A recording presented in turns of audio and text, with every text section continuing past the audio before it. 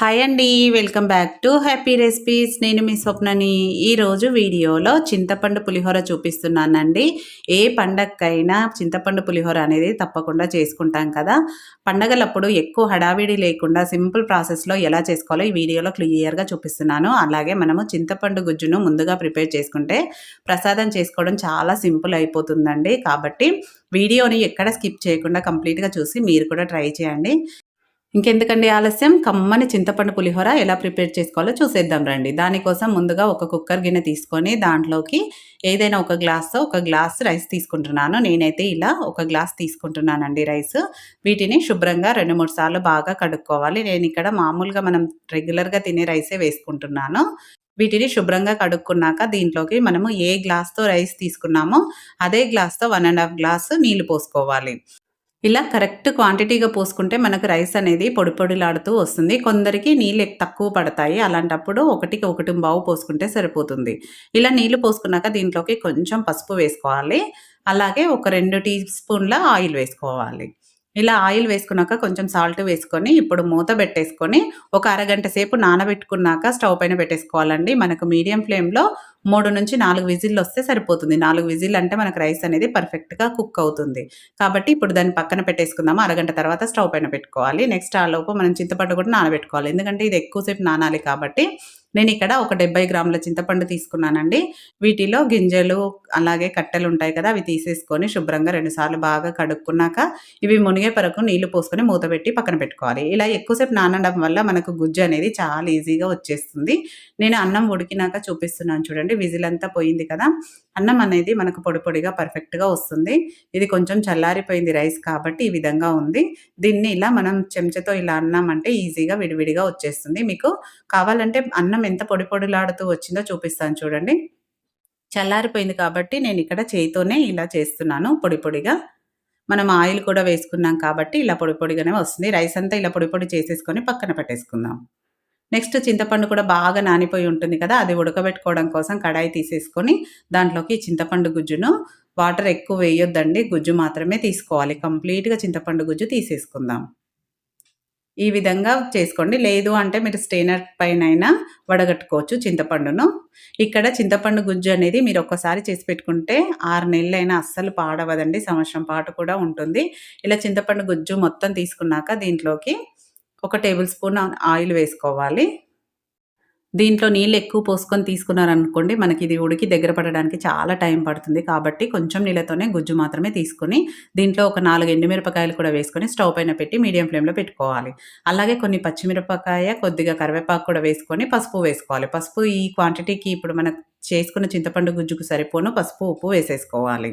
వేసుకొని వీటిని మీడియం ఫ్లేమ్‌లో పెట్టి, ఈ చింతపండు గుజ్జు అనేది బాగా దగ్గరకు పడే వరకు మధ్య మధ్యలో కలుపుతూ ఉడికించుకోవాలి. దీన్ని ఒక వైపు పెట్టేసుకొని, ఇంకో వైపు స్టవ్ పైన ప్యాన్ పెట్టుకొని దాంట్లోకి మనం ఇక్కడ పొడిని ప్రిపేర్ చేసుకుంటాం. దానికోసం ఒక టేబుల్ స్పూన్ శనగపప్పు, ఒక టేబుల్ స్పూన్ మినపప్పు, ఒక టేబుల్ స్పూన్ ధనియాలు వేసుకొని లో ఫ్లేమ్‌లోనే వీటిని మంచి కలర్ వచ్చే వరకు ఫ్రై చేసుకోవాలి. ఇవి వేగుతూ ఉంటే మనకు మంచి సువాసన వస్తుంది. అప్పటి వరకు లో ఫ్లేమ్‌లోనే బాగా ఫ్రై చేసుకున్నాక ఒక హాఫ్ టీ స్పూన్ మెంతులు కూడా వేసుకోవాలి. ఇలా వేసుకొని వీటన్నిటిని లో ఫ్లేమ్‌లోనే బాగా ఫ్రై చేసుకోవాలనమాట. ఇవి ఆల్మోస్ట్ ఫ్రై అయ్యాక దీంట్లోకి ఒక గుప్పెడు నువ్వులు వేసుకోవాలి. నువ్వులనేది మన ఇష్టం అండి. కొంచెం ఎక్కువ వేసుకుంటేనే ఈ చింతపండు పులిహోరకి టేస్ట్ కమ్మగా ఉంటుంది. అలాగే ఒక టీ స్పూన్ అన్ని ఆవాలు వేసుకోవాలి. ఇప్పుడు స్టవ్ ఆఫ్ చేసుకున్నాకనే ఆవాలు వేసుకోవాలి. ఎందుకంటే ఆ వేడికే నువ్వులు, ఆవాలు వేగిపోతాయి. వీటిని ఒక ప్లేట్‌లో వేసేసుకొని పూర్తిగా చల్లారనివ్వాలి. ప్యాన్‌లోనే ఉంచామంటే అవి వేడికి ఇంకా మాడిపోతాయి కాబట్టి ప్లేట్‌లో వేసుకోవాలి. చూడండి ఒకవైపు చింతపండు గుజ్జు దగ్గర పడుతుందిగా దీంట్లోకి ఒక టీ స్పూన్ బెల్లం వేసుకున్నాను. ఎప్పుడైనా చింతపండు గుజ్జులో బెల్లం కూడా వేసుకోవాలి కొంచెము. ఇప్పుడు చూడండి ఇలా ఉడుకుతూ ఉండగానే దగ్గర ఉండి కలుపుతూ ఉంటే ఈ మాత్రం వస్తే మనకు ఇది కరెక్ట్‌గా ఉందనమాట కన్సిస్టెన్సీ ఇలా ఉండాలి. దీన్ని ఒకసారి కలిపేసుకొని స్టవ్ ఆఫ్ చేసేసుకోవడమే. ఇది ఎక్కువ గనుక చేసి పెట్టుకున్నారంటే మీకు సంవత్సరం పాటు కూడా నిల్వ ఉంటుందండి. ఫ్రిడ్జ్‌లో పెట్టుకుంటే చల్లారాక.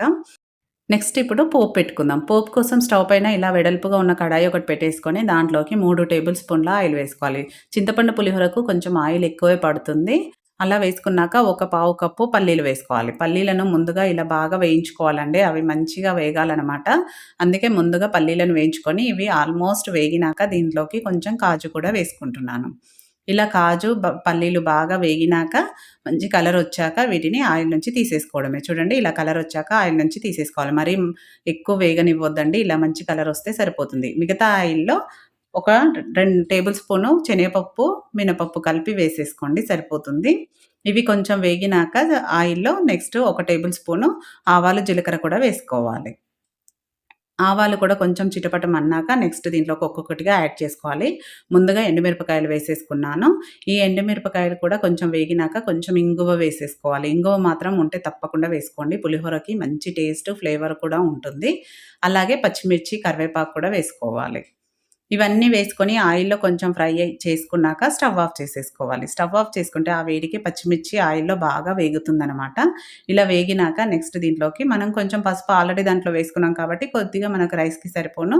రైస్‌లో కూడా వేసుకున్నాం కదా! కాబట్టి కొంచెం తక్కువే వేసుకోండి చూసి.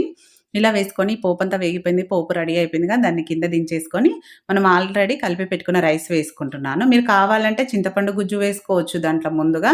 నేనైతే ముందు రైసే వేసుకున్నానండి. ఇలా రైస్ కొంచెం కలుపుకున్నాక నెక్స్ట్ మనం మిక్సీ పట్టుకున్నాం కదా పొడి చల్లారినాక పప్పులు, అది కొంచెం 1:30 టీ స్పూన్ వేసుకుంటున్నాను. అది కూడా మనం స్టోర్ చేసుకుంటే పులిహోరకి ఎప్పుడైనా చేసుకున్నప్పుడు వాడుకోవచ్చు. అలాగే నెక్స్ట్ చింతపండు గుజ్జు మనకెంత కావాలో అంత వేసుకోవాలి. లేదు అంటే మీరొకసారి కలుపుకొని చూసినాక కూడా వేసుకోవచ్చు. ఇలా మొత్తం అంతా కలిసేలాగా ఒకసారి చెంచాతో ఇలా కలుపుకోవాలి. మీకు ఒకవేళ తక్కువ అనిపిస్తే చింతపండు గుజ్జు మళ్ళీ వేసుకోవచ్చు. అలాగే దీంట్లో కొంచెం పచ్చకర్పూరం వేస్తున్నానండి. ఇది మీ దగ్గర ఉంటే వేసుకోండి. లేదంటే స్కిప్ చేయండి. వేయడం వల్ల మనకు టెంపుల్‌లో పెట్టే పులిహోర ఎలా ఉంటుందో అలా ఉంటుందనమాట టేస్ట్. అలాగే సాల్ట్, టేస్ట్‌కి సరిపడా సాల్ట్ వేసేసుకోవడమే. వేసుకొని అంతా కలిసేలాగా ఇలా చెంచాతో బాగా కలుపుకోవాలి.